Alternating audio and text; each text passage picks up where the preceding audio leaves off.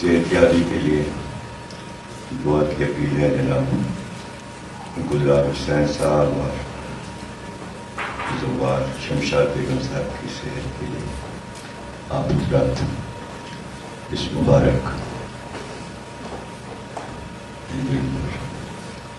دعا کیجیے گا کہ محمد رام محمد صحت کلیہ اور خصوصی دعا جناب غفران مشتبہ صاحب اور سلمان مشتبہ صاحب بالیہ محفل کے لیے آپ حضرات دعا فرمائے اس مبارک مولود کے صدقے میں کہ اللہ ہوں گے صحت و سلامتی کے ساتھ یہ تمام محفلوں کو منعقد کرنے توفیق عطا فرمائے توفیقات پہ اضافہ صلوات پڑھیے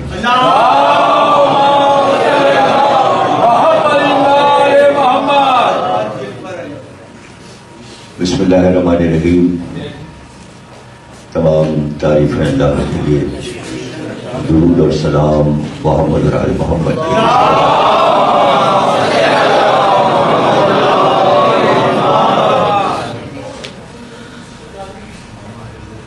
ظہور پرنور سلسلہ امامت کی 11ویں کڑی اور چشمہ چراغ رسول اکرم اور فرزند علی و فاطمہ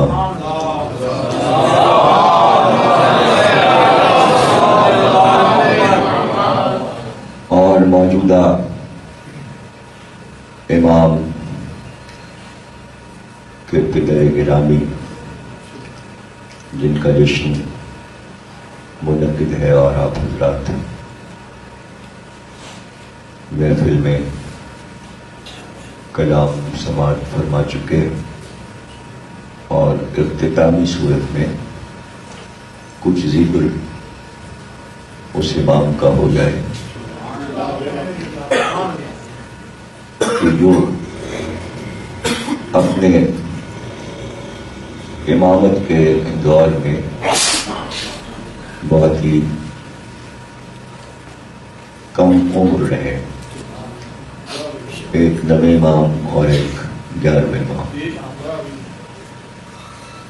9ویں امام 25 سال دنیا میں رہے اور 11ویں امام 28 برس رہے۔ گویا یہ سن جو ہوتا ہے وہ انسان کی زندگی کا آغاز ہوتا ہے اور امام اپنا کام کر کے رخصت ہو جاتے ہیں۔ تو دنیا میں اور امامت میں یہ فرق ہے کہ 25 سال اور 28 برس کی عمر جو ہے وہ آج کل دولہا بننے کی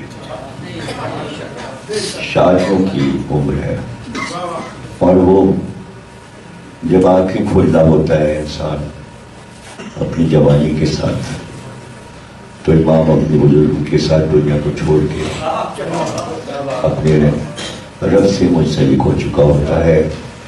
یہ بھی ایک معجزہ ہے کہ چھوٹی سی عمر میں اقوال و خطبات کے ڈھیر لگا دیے جائیں۔ اس سے اندازہ ہوتا ہے کہ امام کی زندگی کتنی مصروف ہوتی ہے کہ اس کا ایک ایک لمحہ وہ وقت دین الہی ہوتا ہے، ورنہ اتنا بہت سا کام۔ آپ کو سوچیے کہ 28 سال کی عمر میں پوری تفسیر قرآن دکھا دے کوئی، آج کا تو کوئی عالم ایسا کام نہیں کر سکتا، اس لیے کہ 28 برس کی عمر تک تو وہ تعلیم حاصل کر رہا ہوتا ہے، مدرسے میں طالب علم ہوتا ہے، پڑھ رہا ہوتا ہے۔ تو ان تمام باتوں سے اندازہ ہو جاتا ہے کہ معجزاتی زندگیاں ہمارے معصومین نے گزاری، جس میں آپ مختلف ملکوں میں بھی تشریف لے گئے اور وہاں آپ نے ان قوموں کی ہدایت کی تھی۔ یہ کوئی ضروری نہیں ہے کہ تاریخ بتائے کہ فلاں جگہ معصوم موجود تھا، اس لیے کہ یہ تاریخ کے محتاج نہیں ہے، تاریخ ان کی محتاج ہے، اور یہ خود تاریخ بناتے ہیں۔ ایک ہوتا ہے تاریخ کا حصہ، ایک ہوتا ہے تاریخ لکھنے والا، لیکن یہ تو تاریخ گر ہے، یہ بولیں تو تاریخ بن جائے، یہ سفر کریں تو تاریخ بن جائے، جو شہر سے وابستہ ہو جائے وہ تاریخ۔ اور آپ دیکھتے ہیں کہ آج جن چیزوں کو عظمت ملی، خصوصاً زمینوں کو ہی دیکھ لیں آپ کہ جس امام سے جو زمین منسوب ہو گئی، آج وہ زمین کتنی اعلیٰ، بلند اور پررونق زمین، اس لیے کہ یہ تو کوئی شہر ہی نہیں تھا سامرا جس کا نام ہے، یہ تو ایک اجاڑ جنگل اور جگہ ایسی تھی کہ جہاں کوئی رہتا ہی نہیں تھا۔ یہ ضرورتیں دنیا کے بادشاہوں کو پڑتی ہیں کہ 3 خلفاء تک دارالحکومت مدینہ رہا۔ سب سے پہلے مولا علی نے مدینے سے دارالحکومت ہٹایا اور کوفے کو دارالحکومت بنایا۔ کیوں بنایا؟ یہ تاریخ لکھنے والا نہیں سمجھ سکتا، اس کے لیے ضروری ہے کہ معرفت امام ہو، معرفت معصوم ہو۔ تاریخ لکھنے والا ہمیشہ اور تاریخ پڑھ کر اس کے حوالے دے کر کمزور بات کہتا ہے اور لوگ اس کی بات کو مان لیتے ہیں۔ کمزور باتوں کو ماننے کی وجہ یہ ہوتی ہے کہ ہر ایک خود سے مشاہدہ کر کے نہیں مان رہا، بلکہ بات ماننے کی جو آپ دیکھتے ہیں کہ ایک بات ایک دم سے پھیلتی ہے اور بہت سے لوگ اسے مان لیتے ہیں، تو انجان لوگ بھی جب سنتے ہیں تو کہتے ہیں ہاں اکثریت تو یہ کہتی ہے، صحیح ہے۔ تو اس کا معنی یہ کہ اکثریت کا فیصلہ جو ہوتا ہے اس کو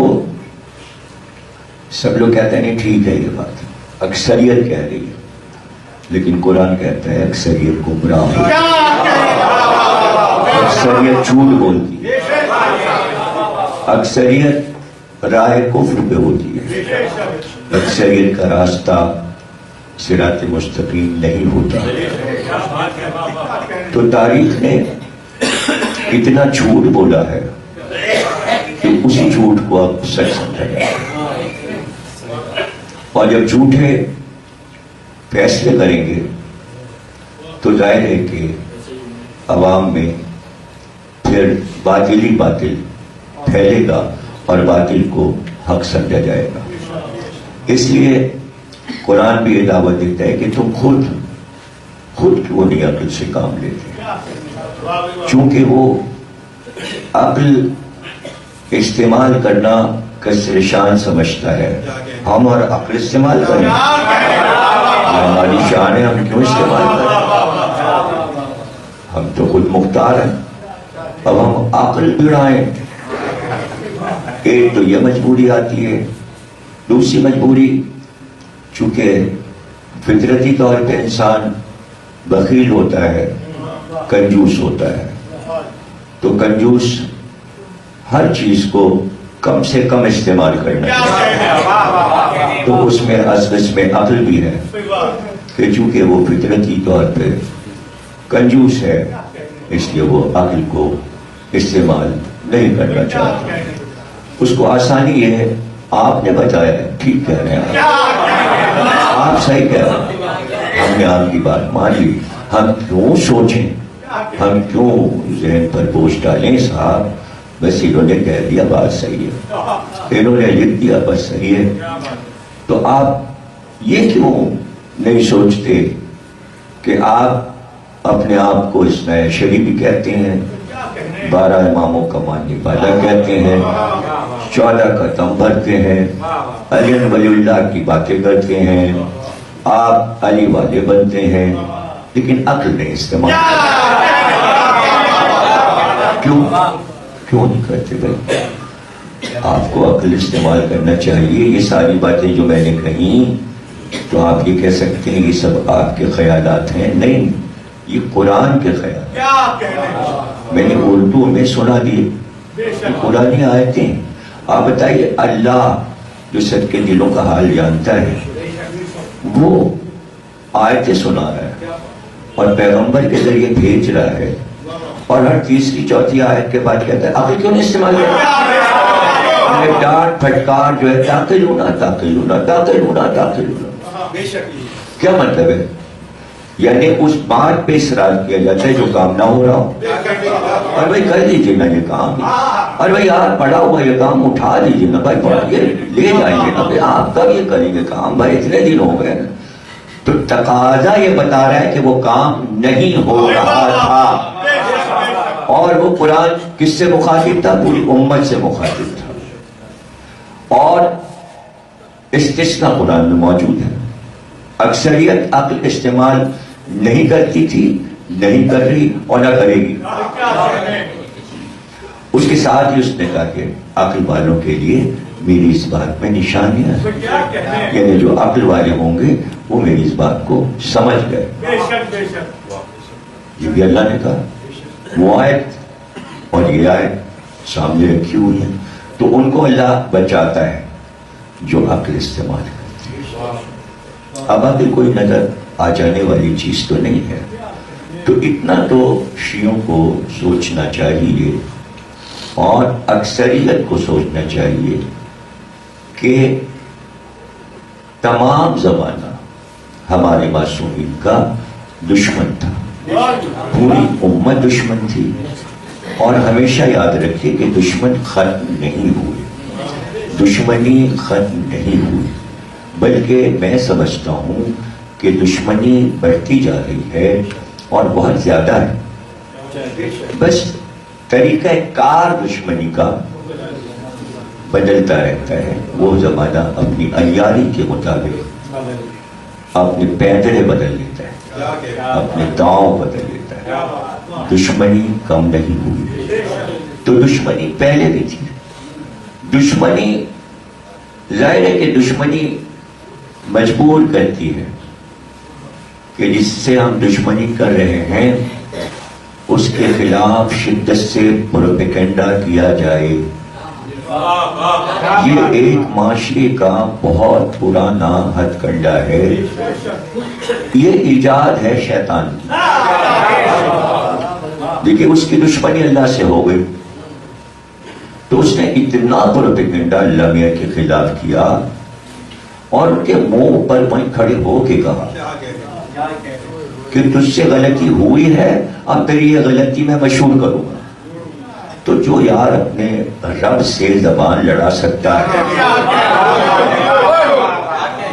اور دعوت فکر دے رہا ہے اپنے چاہنے والوں کو کہ میری بات پر عمل کرو، تو میں سمجھتا ہوں دنیا کا پہلا پروپیگنڈا اللہ کے خلاف ہوا اور اس کا ذمہ دار شیطان ہے، ابلیس ہے. اور کیا بدنام کرنے کا طریقہ کیا ہے؟ اس سے بڑی مثال دنیا میں آپ کو ملے گی نہیں. سب سے بڑی مثال میں دے رہا ہوں دشمنی کی کہ وہی منہ پر کہا یہ کیا کر کیا رہا ہے تو مجھے آگ سے بنایا، اس کو مٹی سے بنایا، اور میرے سامنے ابھی تو یہ پیدا ہوا ہے اور تو اس کو خلیفہ بنا رہا ہے۔ میں تیرا پرانا آدمی ہوں، میں تیرا پرانا معتمد ہوں، میں تیری بز میں رہا ہوں، میں تیرے عرش پہ رہا ہوں، کتنے تو میں نے تیرے کام کیے ہیں اور تو اس کو خلیفہ بنا رہا ہے۔ میں افضل ہو گئی بات۔ اچھا تو سن، تو نے مجھے گمراہ کیا، یہ کہہ کے چلا قرآن کی آیت ہے، آیت رکھی، شیطان کے الفاظ قرآن کی آیت، تو نے مجھے گمراہ کیا، اب جن جن کو تو بناتا جائے گا، انسانوں کو قتل کرتا جائے گا، ان سب کو میں گمراہ کروں گا۔ تو اب اس پہ سوچنا چاہیے کہ کیا واقعی اللہ نے شیطان کو گمراہ کیا؟ بالکل جو شیطان کہہ رہا تھا وہی ہمارے مسلمان مورخین اور مفسرین نے لکھ دیا۔ جو شیطان کہہ رہا تھا، جو چاہ رہا تھا، وہی لکھ دیا۔ تفسیر کرنے والوں نے بھی اور تاریخ لکھ دی، صاف صاف انہوں نے لکھا کہ خیر و شر دونوں اللہ نے پیدا کیے۔ شیطان کا بنانے والا بھی اللہ ہے، شیطان کو پیدا کرنے والا بھی اللہ ہے، تو شر تو اللہ نے پیدا کیا اور خیر بھی اس نے پیدا کیا۔ اس لیے اب جواز ہی نہیں رہا کہ آپ شر کو برا کہیے۔ اس لیے یزید تک، یعنی شیطان سے لے کر یزید تک مورخین یہی کہتے آئے کہ آپ برا نہ کہیے، اللہ کی مرضی ہے وہ بخش دے، اسی نے بنایا ہے، اسی نے گمراہ کیا شیطان کو، بخش دے گا شیطان۔ آپ کا ہی پریشان۔ تو گویا کہ ایک دور آئے گا کہ اللہ خیر و شر سب ختم کر دے گا اور سب جنت میں چلے جائیں، اور شاید جہنم کو جو ہے وہ اس کے لیے سوال ہوتا کہ بھائی پھر جہنم کیوں بنایا جب سبھی کو جنت میں جانا تھا، شیطان کو بھی اور یزید کو بھی اور اس کے باپ کو بھی اور اس کے سارے بزرگوں کو، سب کو جنت میں جانا تھا، تو پھر دوزخ کیوں بنایا؟ تو اس کے لیے لکھ دیا کہ وہ تو چلائے گا کہ ہمیں بنایا تو تھا، جب سب جنت میں چلے گئے تو نے ہم کو کیوں بنایا؟ تو پھر اللہ کہے گا کیا پریشانی ہے تجھے؟ تو کہے گا ہمارا پیٹ بھر، جنت کا پیٹ بھر ہے، ہمارا پیٹ بھر، تو اللہ اپنی ٹانگ جہنم میں رکھ دے، تو ایک ٹانگ تو اللہ کی جہنم میں گھسیٹ لی نا۔ تو آپ بتائیے کہ آپ آج کے دور میں کہتے ہیں، عجیب بات میں نے یہاں دیکھی ہے پاکستان کے ان تمام برسوں میں، 60-70 سال میں، جس کے خلاف پروپیگنڈا ہو رہا ہے وہ مظلوم ہے، اسی سے سوال کرتے ہیں اجی آپ کے لیے کیوں ہو رہا ہے؟ کہتے مجرم وہ ہے جس کے خلاف پروپیگنڈا ہو رہا ہے اور اس کو سرا رہے اور اسے مجرم کہہ رہے ہیں۔ یہی ہے عقل کی کمی۔ یاد رکھیے عقل کیوں غائب ہو جاتی ہے، اس کی وجہ یہ ہے محبت اہل بیت نہیں ہے تو عقل نہیں ہے۔ پورا مذہب جتنے بھی فرقے ہیں، شیعہ دیکھیے فرقہ نہیں ہے، یہاں پر بھی عقل شیعہ بھی نہیں استعمال کرتے، شیعہ فرقہ نہیں ہے، خود ہی ہم اپنے آپ کو کہتے فرقہ، شیعہ سنی فرقے، ابھی فرقہ کا فرقہ بندی کہاں ہے اس میں؟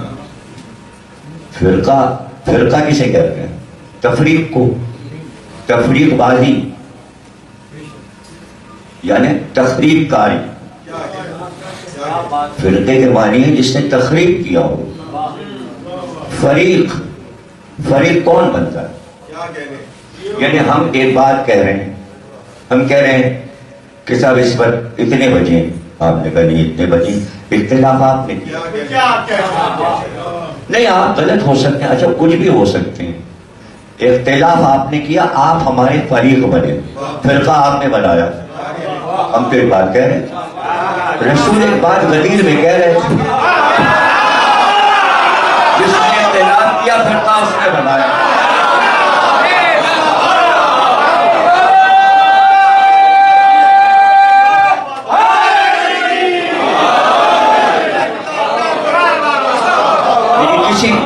پاس درود نہیں ہے.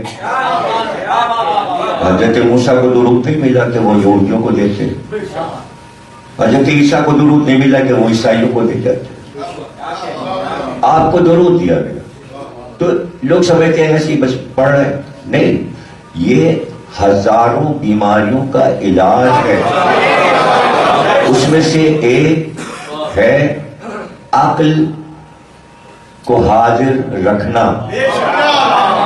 جتنا آپ درود پڑھیں گے عقل اتنی تیزی سے کام کرے گی.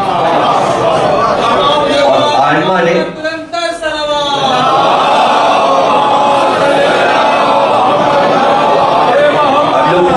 مجھ سے بھی بہت لوگ پوچھتے رہتے ہیں حافظہ کرنے کی ترکیب بتائیں. عالمہ نے کہا جو شدت سے درود پڑھتا ہے اس کا حافظہ جاتا ہی نہیں، بڑھتا رہتا ہے. پھر عالمہ نے فرمایا اگر کوئی بات بھول گئے ہو اور یوں کر کے مطلب کہ کوئی دماغ میں تو نہیں اسی کے ہتھوڑے مار رہے ہو، دیکھیے یاد آ جائے. نہیں، امام نے کہا فوراً درود پڑھو، وہ بات یاد آ جائے. اچھا یہ سامنے کی باتیں لیکن یقین بھی تو ہو. اسی لیے مجلس میں درود پڑھوایا جاتا ہے تاکہ آپ کی عقل حاضر رہے اور ذاکر کی ایک ایک بات سمجھ میں آئے.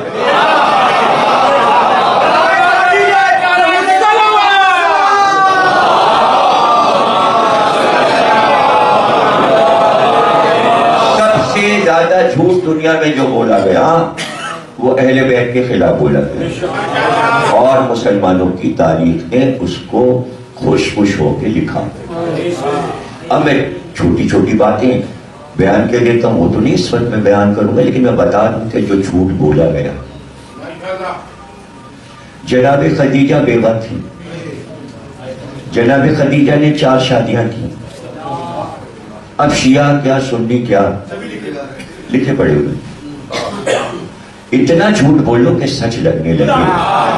مثل مشہور ہے اتنا. اور پھر جب اکثریت جھوٹ بولے تو اس کی مثال میں شروع میں دے چکا، اس کی تمہید کر چکا ہوں تاکہ بات سمجھ میں آ جائے. یہاں تک مجھے آنا تھا اتنی تمہید کر کے کہ پروپیگنڈا اتنا کرو، پکا دو کہ سب کہنے لگے کہ نہیں اگر ہم اس اکثریت کے خلاف بولیں گے تو نکو بن جائیں گے، اس لیے اکثریت کا ساتھ دے دو. کتنا جھوٹ بولا گیا. وہ تو ایک فہرست ہے، دفتر ہے جو رسول اللہ کے خلاف بولا گیا. اسے چھوڑ دیں، وہ تو سب کے ہیں نا رسول اللہ، تو وہ تو سب کے برابر ہے. لیکن پھر بھی ہماری نظر میں رسول اللہ کی عظمت کچھ اور. کھلے عام مجموع میں، لاکھوں کے مجموع میں رسول اللہ کے بارے میں اسلامی ملک پاکستان میں جھوٹ بولا گیا. جھوٹ بولا گیا. سب نے سنا، سب سنتے ہیں. ان چیزوں سے ہم اپنے بچوں کو بچاتے رہے. اسی لیے علامہ مجلسی نے 3 جلدوں میں یہ طالب علم کے لیے لکھی انہوں نے کتاب حیات القلوب. 3 جلدوں میں. کیوں؟ اس لیے کہ پہلی جلد آدم سے عیسیٰ تک تمام ہوئی، دوسری اتنی ہی ضخیم جلد پوری سرکار کی زندگی، اور تیسری جلد شرائط امامت، تاریخ امامت نہیں، تاریخ امامت پوری ان کی بحار الانوار ہے. 138 جلدیں. وہ تو ہمارے 14 معصوم کی تاریخ ہے. 138 جلدیں بحار الانوار. یہ حیات القلوب یعنی قلب کی زندگی. اب قلب کیسے زندہ رہے؟ حیات القلوب، دلوں کی زندگی. آدم سے عیسیٰ تک ایک دل سمجھ لو، دل دھڑک رہا ہے، جاندار ہے. انبیاء کی قسمت سمجھ لی. اب سرکار کی جلد اب پڑھو جب 1 لاکھ سمجھ میں آ گئے. اور پھر یہ نہیں کہ اب تیسری جلد میں علی سے اور امام زمانہ تک کی سمانیات نہیں، وہ الگ ہے. اس میں آپ کو بتایا جائے گا کہ شرائط امامت کیا ہے. اس میں باریک سے باریک شرطیں یاد رکھنے کے لیے اس موضوع کو الگ رکھا. اب اس سے زیادہ باریک میں کیا بات بتاؤں کہ میں تو ممبر پہ ان چیزوں کا ذکر ہی نہیں کرتا جو خادم حسین کے جلسے میں ہوا اور شیعہ سنی سب نے سنا اور ہضم کر گئے اس کو، اور کوئی تبصرہ کسی شیعہ خطیب نے جوابی طور پر نہیں کیا۔ اگر ہماری تربیت بچپن میں ان چیزوں پر نہ ہوئی ہوتی تو ہم بھی نہیں بولتے، ہم بھی اسی طرح پاکستان کے خطیبوں کی طرح شیعہ سنی کی طرح چپ رہتے، لیکن ہم بولتے رہے۔ ہم صرف یہ بتاتے رہے، ہم ان چیزوں کا جواب نہیں دے رہے، بلکہ ہم صرف یہ بولتے رہے کہ چھوٹی سے چھوٹی بات جو ممبر پہ بیان کی جا سکتی ہے، بیان وہ بھی ہو سکتی ہے، لیکن میں اس کو نہیں بیان کرتا، تاکہ اگر اس سے بھی ہلکی چھوٹی سی بات بیان کر دو تو بڑی باتیں آپ سے آپ ختم ہو جاتی۔ شرطوں میں امامت کی یہ ہے کہ جس میں مبارک پر آئمہ کے معصومین کے مکھی نہیں بیٹھ سکتی، اس لیے کہ مکھی نجس ہے، یہاں آئے تطہیر ہے۔ اب از اس میں نجاست آئے تطہیر کی روشنی، طہارت اور پاکیزگی کی روشنی میں چھینک امام کو نہیں آتی۔ کوئی ایک واقعہ لاکھوں کتابوں میں کوئی دکھا دے کسی امام کو ماذا اللہ چھینک آئی، امام کو جمائی نہیں آتی۔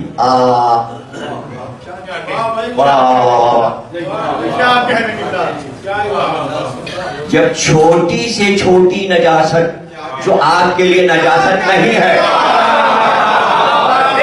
لیکن جمائی لینا آپ کے لیے نجاست نہیں ہے کہ آپ جمائی کے بعد وضو کرتے ہیں یا چھینک کے بعد آپ وضو کرتے ہیں، چھینک نجاست نہیں ہے، لیکن واہیات چیز ہے جو انسان میں اس کی خطاؤں کی وجہ سے بڑھتی چلی گئی۔ ورنہ آپ اپنے ہی آس پاس پڑوس دادا پردادا چچا تایا کو دیکھیں گے کہ آپ نے کبھی نہیں دیکھا ہوگا کہ محفل میں انہوں نے جمائی لے لی یا چھینک لی۔ اب اس کے بعد شرائط نبی سے لے کے امام، اب دیکھیں کتنا جھوٹ بولا، کہا حضرت علی چھوٹے قد کے تھے، لیکن اگر حیات القلوب شیعہ پڑھے ہوتے تب چھوٹا قد کیوں، شیعہ خطیب کیوں کہے گا چھوٹا قد؟ اس لیے کہ وہ خود دلیل چاہے گا، اس لیے کہ وہ چھوٹے قد کا ہے۔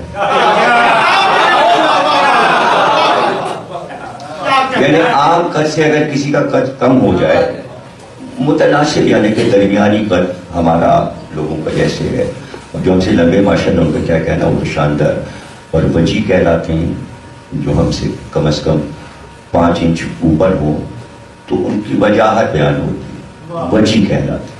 وجی حسن کی قسم ہے جو حضرت عیسیٰ کے لیے قرآن نے لفظ استعمال کیا، عیسیٰ وجی تھے، تو وہ وجاہت میں آتا ہے۔ لیکن متناسب قد اگر ہے، مناسب درمیانی قد ہے، تو وہ اتنا برا نہیں مانے گا۔ چھوٹے قد میں احساس سے کمتری ہو جاتا ہے، اس کو سارا مل گیا، اس نے کہا ہاں علی تو چھوٹے قد کے تھے، اب اس سے بڑا کیا پروپیگنڈا کرنا اس۔ اب سنیے کیا علامہ مجلسی کیا لکھتے ہیں، لکھتے ہیں امام کا قد نبی کے قد کے برابر ہے۔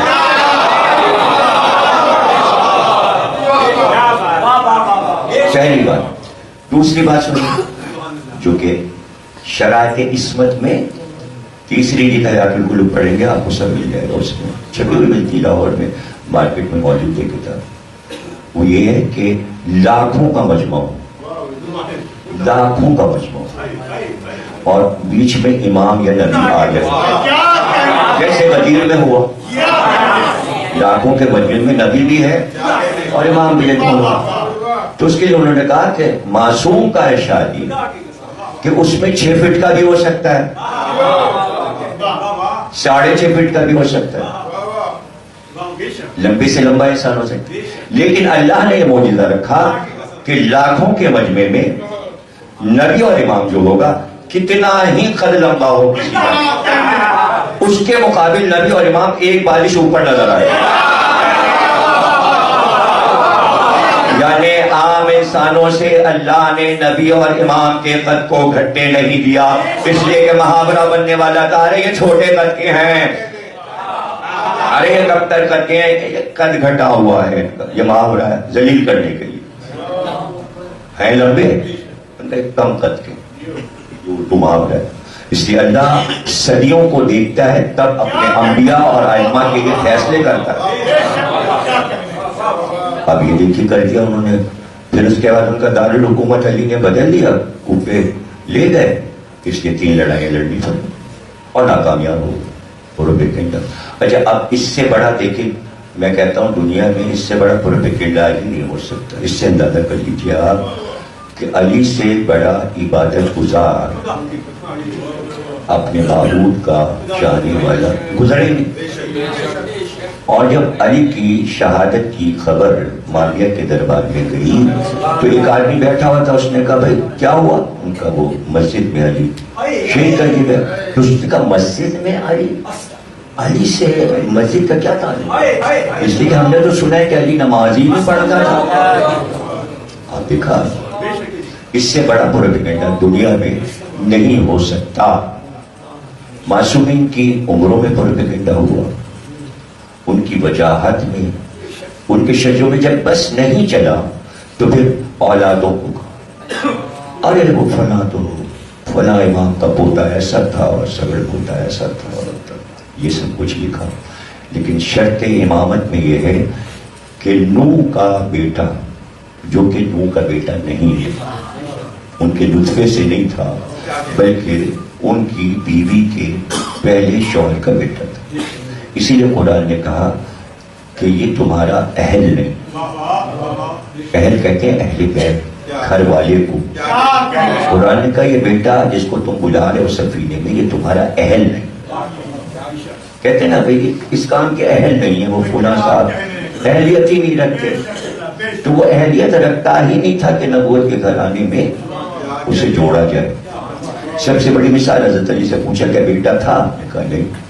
ہوتا تو گمراہ نہ ہوتا، اس لیے کہ نبی کا بیٹا گمراہ نہیں ہوتا، معصوم کا بیٹا گمراہ نہیں ہوتا، امام کا بیٹا گمراہ نہیں ہوتا. اب اتنا پروپیگنڈا کیا کہ اس کے اوپر آپ یہ دیکھیے کہ سارا اس وقت شور لگا ہوا ہے کہ اماموں کو نہ صحیح تو بیٹوں کو کہہ دو.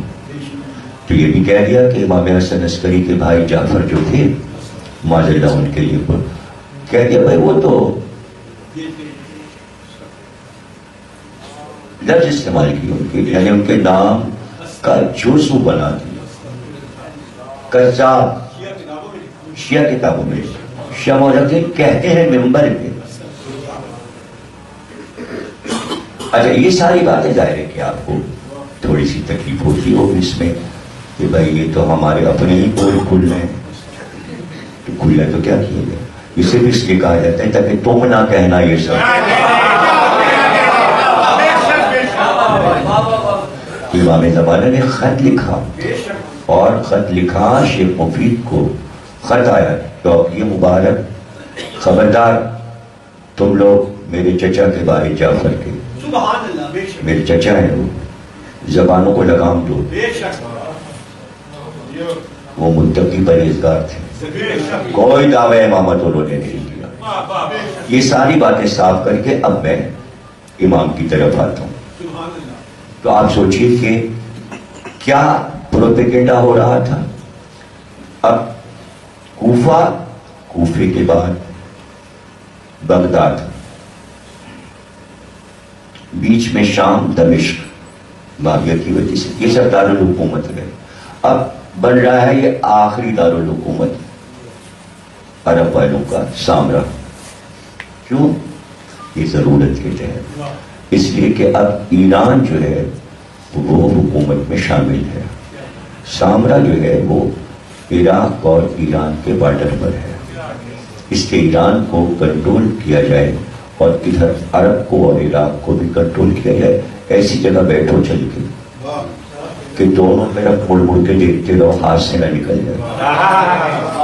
ایک فکر یہ ہے، دوسری فکر یہ ہے کہ ایسا نہ ہو کہ اولاد رسول میں سے یہ جو ائمہ ہیں ہمارے تخت پر قبضہ کریں. اس لیے ان کی نگرانی ضروری ہے.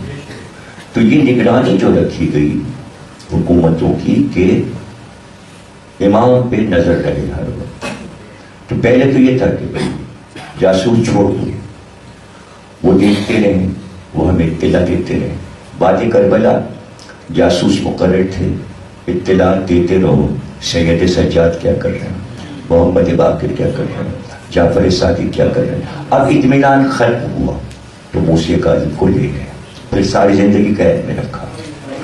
اب جب بس نہیں چلا تو آخر میں جب ایران کنٹرول میں نہیں آ رہا، اس لیے کہ سب شیعہ ہو گئے ایران میں، تو انہوں نے کہا بھائی ایران کو کنٹرول کرنے کے لیے کیا ہوگا. گزرا نے کہا بھائی آپ ولی عہدی کا اعلان کر دیں کم از کم، بلا کے بیٹے کو. ابھی تو واقعہ اتنا بڑا گزرا ہے کہ قیدی موسیٰ کاظم پورے ملک کو ہلا کے رکھ دیا ہے ان کی شہادت میں. تو انہوں نے کہا اچھا علی رضا کو پھر ولی عہد بنا دو، سکے پہ نام ڈال دو. انہیں بادشاہ تسلیم کرتے ہیں ہم بات کا اپنے بات کا، اس لیے کہ بیٹا بھی نہیں تھا مامون کے، کوئی اولاد نرینہ نہیں تھی، بیٹیاں تھیں. تو اسے معلوم تھا کہ کوئی عباسی لے جائے گا تو اس سے اچھا نہیں کو دیتے سلطنت. لیکن وہ دلیل بن گئی مولا علی کے لیے کہ پہلا علی بھی پھر خلیفہ تھا اور ولی مانا گیا، اس لیے کہ اب 8ویں علی کو بلایا جا رہا ہے. تو یہ نام جو بار بار آپ دیکھتے ہیں نا کہ پنجتن کے نام دہرائے جاتے ہیں، یہ قدرت کا ایک نظام ہے کہ 4 علی اور 4 محمد. مولا علی، علی بن الحسین، سید سجاد کا نام بھی علی ہے. اب اس کے بعد علی رضا، پھر علی نقی.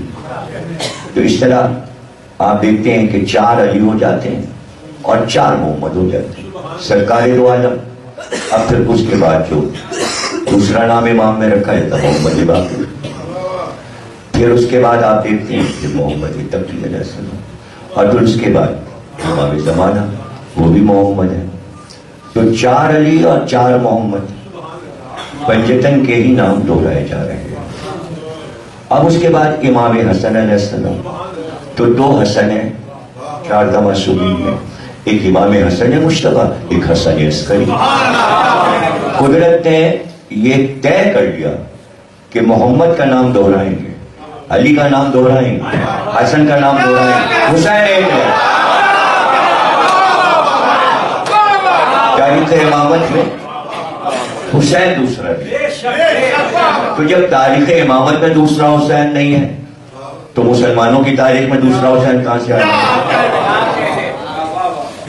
حسین ایک ہی ہے. تو یہ نام دہرائے گئے. اب 2 نام جو کہ لوح پر پہلے سے طے کیا تھا علاوہ محمد علی اور حسن کے، اب وہ 2 نام ہیں، ایک موسیٰ کاظم اور ایک جعفر صادق. یہ 2 نام زمانے اور عہد کو دے کر اللہ نے رکھے کہ جو جیسا زمانہ ہے، جب محمد کا دور ہے تو محمد آئے، جب علی کی ضرورت ہو تو علی آئے، پھر جب موسیٰ کی ضرورت ہو تو موسیٰ آئے، اور جب جعفر کی ضرورت ہو تو جعفر. تو ہمارے 11ویں امام، ان کو بھی نگرانی میں رکھا گیا، اس لیے کہ آپ کے والد گرامی 10ویں امام امام علی نقی علیہ السلام سامنے لایا گیا، اور سامنے میں امام بادشاہت کی نگرانی میں رہے. اب جو آپ سامنے میں عدالت کرتے ہیں، روزے پر جاتے ہیں، تو ابھی میں نے 8 ربیع الاول کو امام پہ تقریر کرتے ہوئے جملہ کہا تھا، اور میں پھر اس کو دہرا دوں. کچھ جملے ایسے ہوتے ہیں کہ جنہیں بار بار بیان کر دیا جائے تاکہ زیادہ سے زیادہ لوگوں کے ذہنوں میں محفوظ ہو جائے. آپ روضہ رسول سے لے کر نجف، کربلا، روضہ امام حسین، روضہ حضرت عباس، بغداد میں تو بہت ہی زیادہ کازمین میں پابندی ہے کہ آپ موبائل فون کیمرہ نہیں لے جا سکتے، اور کازمین میں تو آپ صحن مبارک میں اتنی پابندی ہے کہ آپ کوہنی کی آڑ بھی نہیں لگا سکتے، ایسے کر کے بھی نہیں بیٹھ سکتے، اس لیے کہ فوراً جو گھوم رہے ہوتے ہیں خدام وہ آپ کو کہیں گے سیدھے بیٹھو سیدھے بیٹھو. کیمرہ لگا، امام کا ادب ٹک نہیں لگا سکتے آپ کازمین میں، دیوار سے پیٹ نہیں لگا سکتے، نہ گری سامنے بیٹھو، ادب سے بیٹھو. اتنی ڈانٹ پھٹکار ہے کازمین میں. میں تو تھکا ہوا تھا، ڈانٹ تو میں نے بھی کھائی، اس لیے جاتے ہی میں نے ذرا سی لمبا سفر تھا، کونی ٹیکی اور میں سمجھ گیا کہ ڈانٹ پڑی. مولا کا عدم ہے، کرنا ہے. کیمرہ نہیں لے جا سکتے آپ، تصویر زری پہ ہاتھ رکھ کے اپنی تصویر نہیں کھینچ سکتے، لیکن جب آپ سامنے میں جائیں گے اس میں ہم اور 11 مہمان تو آپ کیمرہ لے جا سکتے. اب یہ چھوٹی چھوٹی باتیں ہوتی ہیں. اب یہ کوئی بعد میں کہے کہ کیسٹ سن کے یہ دیکھیے کہاں سے پڑھا، جھوٹ بولا. یہ کس کتاب میں لکھا ہے؟ یہ کس راوی نے لکھا ہے؟ ہر چیز راوی نہیں لکھتا، کچھ آنکھوں سے دیکھ کے بھی بیان کیا جاتا ہے. سب کہہ رہے ہیں کہ صاحب 3, 4, 5 کروڑ کا مجمع کربلا میں ہوتا ہے عاشور پہ، اور میں پوچھوں کہاں لکھا ہے، کس راوی نے بیان کیا؟ سبھی بیان کر رہے ہیں، چونکہ سب بیان کر رہے ہیں اس لیے کوئی دوسرے نے مجھے کہاں لکھا، یہ روایت کہاں سے لیا ہے. تو یہ چیزیں مشاہدہ آپ بیان کرتے ہیں، وہ سچا ہوتا ہے آپ کو دیکھا. اور جب امام کے بارے میں ہو تو اس میں شک نہیں آنا چاہیے، اس لیے کہ عذاب اس پر ہوگا جو امام کا نام لے کے جھوٹ بولے گا. آپ کو پریشانی کیا ہے؟ وہ اپنی قبر پہ تھوک دے گا نا اگر جھوٹ بولے گا. معصوم سچے لوگوں کے ذکر میں جھوٹ مل جائے گا. اب میں بتا رہا ہوں جھوٹ ہو تو آپ بتا دیجیے. میں گیا، سب کے پاس کیمرے تھے جتنے جی حسن بیٹھے ان کے پاس بھی تھا، خرم کے پاس بھی تھا، علی کے پاس بھی تھا. میرے پاس نہیں تھا اس لیے کہ میں رکھتا ہی نہیں، لیکن سب نے میری تصویر کھینچی، دل بھر کے زری پہ ہاتھ رکھ کے 10ویں 11ویں ماہ کی زری کے سامنے میں ہم نے بھی تصویر کھینچوائی. لیکن ہاں یہ میں نے دیکھا کہ جب تصویر کھینچ رہی تھی تو جو کیمرہ لیے ہوئے تھا اس سے اس نے اشارہ کیا کہ اس طرف سے ہٹو اور اس طرف کھڑے ہو جاؤ. کیمرے میں نہیں آنا چاہیے، کیمرے میں نہ آئے، اس لیے کیمرہ پورے ورلڈ کو دکھا رہا ہے. کیمرے میں نہیں آنا چاہیے. یہ نہیں کہ تم زیارت کے لیے آئے ہو تصویریں کھینچتے نہیں آئے. یہ سب خداموں کو سکھایا جاتا ہے کہ یہ زائروں کو بتانا ہے. اب آپ یہ بتائیے کہ سب جگہ بنایا کیمرہ، مولا علی کیا نہیں جا سکتا؟ امام حسین کے روضے میں نہیں جا سکتا، حضرت عباس کے روضے میں نہیں جا سکتا، قاسمین میں نہیں جا سکتا، امام زادوں کیا نہیں لے جا سکتے، زید شریف کیا نہیں، کیمرہ نہیں. سامنے میں ادا ہوئے کیمرہ اور موبائل. کیوں وہ چاہتے ہیں کہ آپ تصویر کھینچیے؟ اس لیے کہ روضے کو بم سے اڑایا تھا، اس سے زیادہ عالیشان انہوں نے بنایا. تصویر لے جاؤ دنیا کو بتاؤ کہ بن گیا.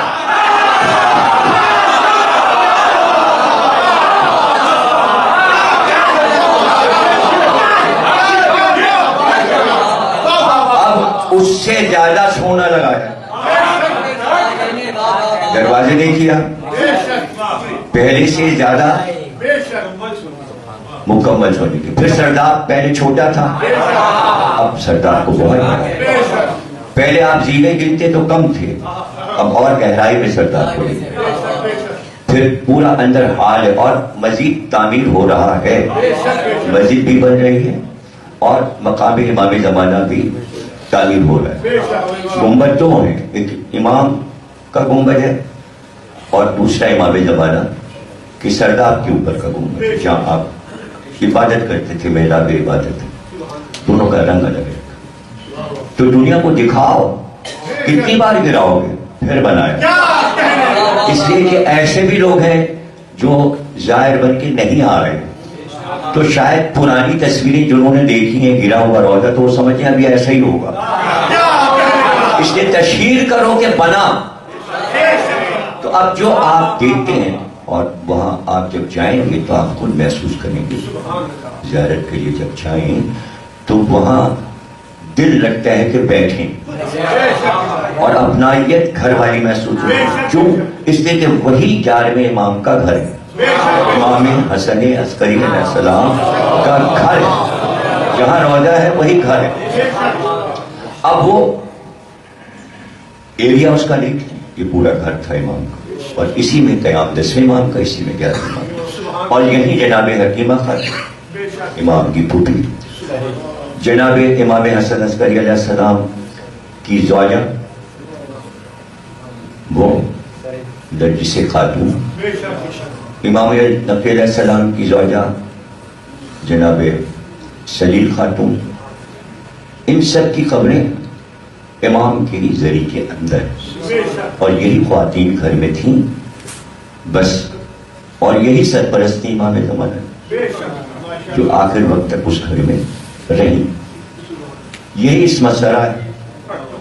اب غلام جو ہے وہ سمجھ لیجیے کہ جوانی ہوگی اس کی، اب وہ 90 برس کا ہے، تو اب ظاہر ہے کہ امام غیبت میں جا چکے ہیں، اور 11ویں امام 28 برس میں جا چکے. اب غلام جو ہے وہ 90 برس کا ہے، جو امام کا خاص غلام. اب وہ مورخ آتا ہے سامنے پتہ لگانے گھر کہاں پر تھا. اس کا ایک دوست تھا عطار، وہ دکان پہ بیٹھا ہوا، اسے کہتا ہے کہ کیا گھر میں کوئی ایسا فرق نہیں ہے کہ جس سے میں امام کے بارے میں کچھ پوچھوں. اس نے کہا ہے ایک غلام بچہ ہے، لیکن اس کی عمر بہت ہو گئی، اس لیے کہ زمانہ گزر گیا، امام کو دنیا سے گئے، زمانہ گزر گیا، تو وہ بوڑھا ہے، وہ کبھی کبھی باہر نکلتا ہے. تم یہاں بیٹھو دکان پہ، وہ جب نکلے گا تو ہم اس سے ملوا دیں گے تمہیں. وہ بہت کم کسی سے بات کرتا ہے، سلام کرتے ہیں سب اس کو امام کا غلام سمجھیے، لیکن وہ بات کم کرتا ہے. اس نے کہا اچھا انتظار. تھوڑی دیر کے بعد ایک ضعیف اچھی سوچ شکل کی کہ یہ آ رہے، اب تم ادب سے جاؤ سلام کرو، اور جو پوچھنا ہے پوچھو. براوی گیا، سلام کیا، کہا ہم آپ سے کچھ امام کے بارے میں پوچھنا چاہتے ہیں. کہا کیا پوچھو گے؟ تمہیں میں ان کی کیا شان بتاؤں؟ تم کبھی اپنی آنکھ سے دیکھتے تو تمہیں پتہ چلتا کہ میرے آقا مولا کی شان کیا تھی. کہنے کو بادشاہ تخت پہ بیٹھا تھا، لیکن کوئی اس کی شان و شوکت کو مانتا ہی نہیں تھا. کہ بھئی کیا آپ کے پاس ایسا ثبوت اور دلیل ہے کہ بادشاہ وقت کے مقابل میں امام حسن عسکری دارالحکومت میں ان کی شان و شوکت کیسی تھی؟ کہا آؤ. غلام نے ہاتھ تھاما اور کہا دیکھو یہ ان کا گھر ہے، اسی کے اندر قبر ہے، اور یہ ان کا صدر دروازہ ہے، دیکھ رہے ہو تم گھر کا یہ دروازہ ہے، اور یہ سامنے تو دیکھ رہے ہو میدان، یہ 1 میل سے لمبا میدان چلا گیا چاروں طرف، مربع میل کہاں. کہ اس وقت یہ خالی پڑا ہے، یہاں کچھ نظر آ رہا ہے؟ کہا نہیں. کہ سنو، ہر منگل، ہر شب جمعہ یہ پورا میدان لاکھوں لوگوں سے بھرا ہوا. کوئی اونٹ گاڑی پہ بیٹھا ہے، کوئی اونٹ پہ، کوئی گھوڑے پہ، کوئی بیل گاڑی پہ، سواریوں پہ پیدل مجمع ہے کہ بس شام سے لگنا شروع ہو جاتا ہے. کہ کیوں؟ کہ اس لیے کہ ہفتے میں 2 بار گھر سے برآمد ہوتی، اور وہ حیبت تھی میرے امام کی. جس وقت گھر سے برآمد ہوتے تو لوگوں کی چیخیں نکل جاتی کہ رسول کی صورت نظر آ، شبیہ رسول نظر آ. وہ آپ کی شان تھی کہ لوگ کھڑے ہوتے تھے دعائیں کروانے کے، بیمار لوگ دعائیں کرواتے تھے، امام کے قدموں کی خاک اٹھاتے تھے. میں کیا شان بیان کروں؟ کیا سننا چاہتے ہو تم؟ بادشاہ وقت کہتا تھا کبھی کبھی آپ میرے دربار آئیں. امام نے کہا اچھا آ جائیں گے، آ جائیں گے. پتہ چلا امام آئیں گے، آپ نے کہا کہہ دو اس سے آ جائیں گے، آ جائیں گے. خلیفہ پر کہتا ہے دیکھو وہ آ رہے ہیں، لیکن دروازے کا پردہ مت اٹھانا، تاکہ وہ اپنے ہاتھ سے خود پردہ ہٹا کے بادشاہت کی شان کہ ہمارا خادم ان کے لیے پردہ اٹھائے، بادشاہ تو ہمیں. امام چلے، داخل ہوئے محل میں. جب پردے کے قریب پہنچی ہوا نے تو کیا جاننا چاہتا ہے میرے امام کے بارے میں؟ سن میرے امام کی شان سن، کہ امام تو امام کے چاہنے والوں کی شان سن لے.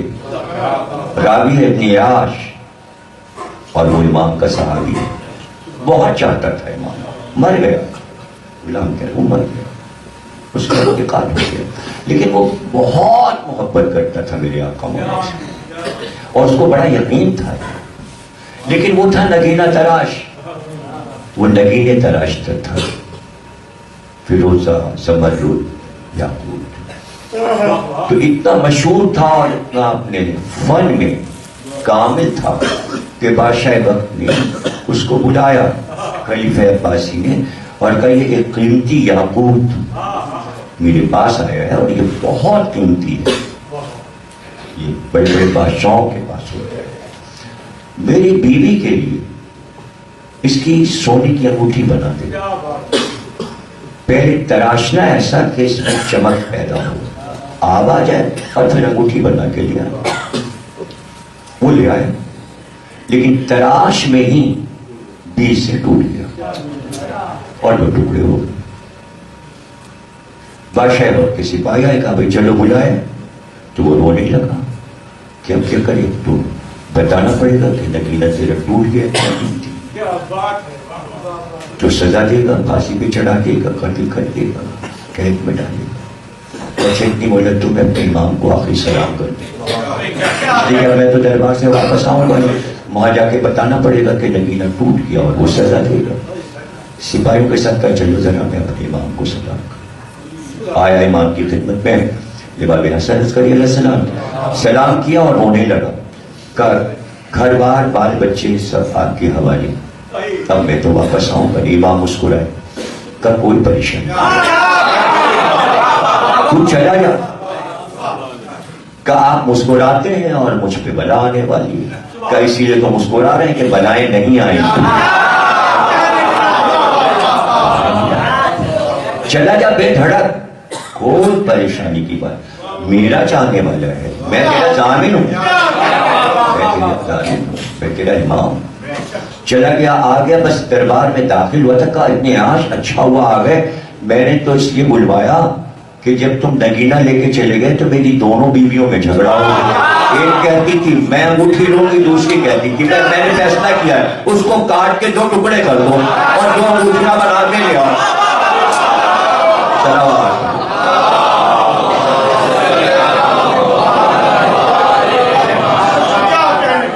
جناب تمام ہوئی تقریر آپ کے لیے دعا کرتے ہیں اور آخری جملے عرض کر دیں کہ ہر امام کے ساتھ آپ جانتے ہیں کہ نام, خطاب, لقب, کنیت, یہ سب چیزیں ہمارے ائمہ کی مشہور ہیں. کنیت الگ ہوتی ہے, خطاب الگ ہوتا ہے, لقب الگ ہوتا ہے. تو آپ دیکھتے ہیں کیا امام محمد باقر, اب باقر لقب ہے, صادق لقب ہے, کاظم لقب ہے, رضا لقب ہے, تقی لقب ہے, نقی لقب ہے, عسکری لقب ہے. مخصوص ہو گیا امام کے لیے عسکری. عسکری عسکر سے, عسکر کہتے ہیں لشکر, لیکن صرف لشکر نہیں, عسکر اور لشکر نہیں. عسکر وہ عسکر جسے دیکھ کر ہیبت طاری ہو جائے. عسکری یعنی ہیبت والا, جو تنہا نہیں بلکہ کئی لاکھ کے لشکر پر بھاری ہے, اسے عسکری کہتے ہیں.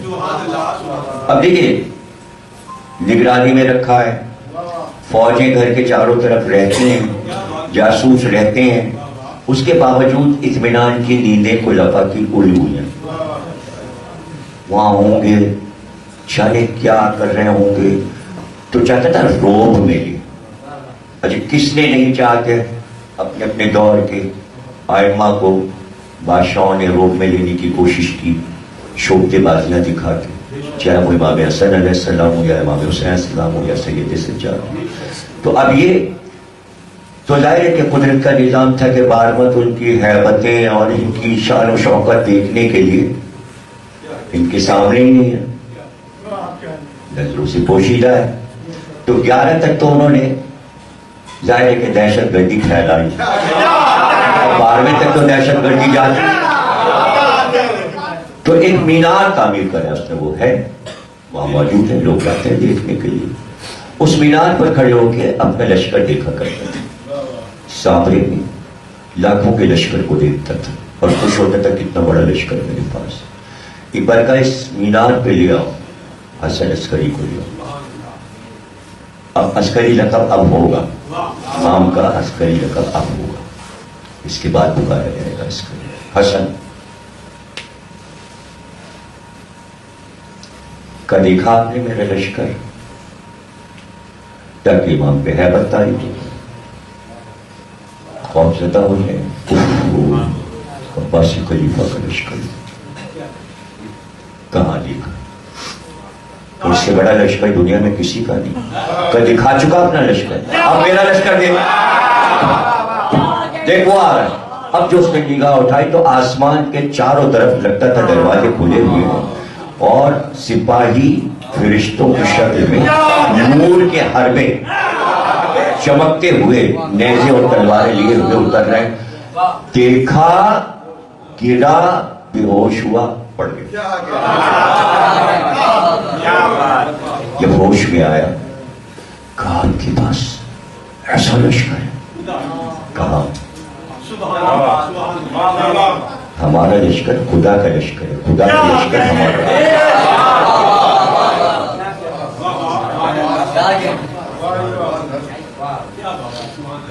اس لیے میرے انیس نے جہاں بھی امام حسین کی فوج کا ذکر کیا اسے فوج خدا کا ہے. خاتمہ بغیر وہ فوج خدا کا, ہمیشہ انیس فوج خدا کا.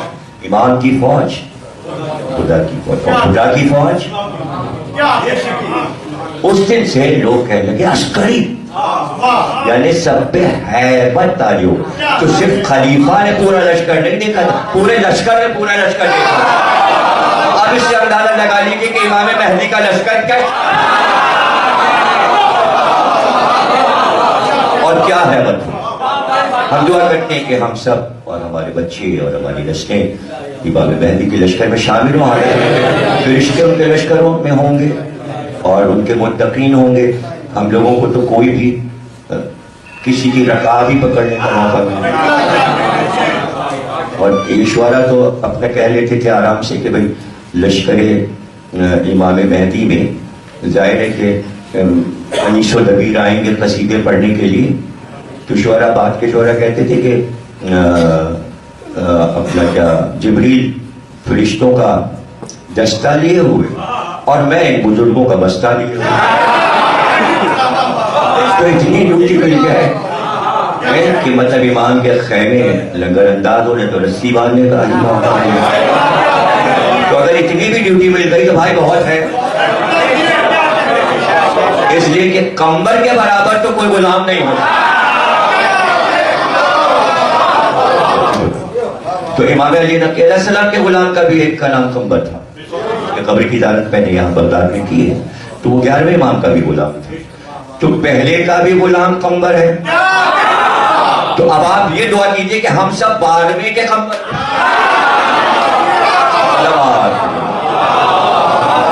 اس مبارک ساعتوں میں کہا کہ محمد اور آل محمد جو ہمیں بیمار ہیں خوشی پائے.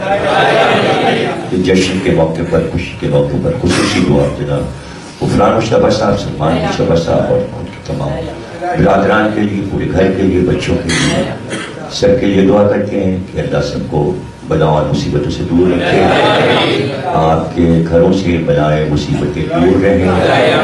پرسکون اور پرنور گھڑیاں دیکھنا آپ کو نصیب ہو. سب کو اللہ ان کے خضر ان کے عطا فرمائے اور امام زمانہ کا ظہور فرمائے اور ظہور میں تاجیل فرمائے.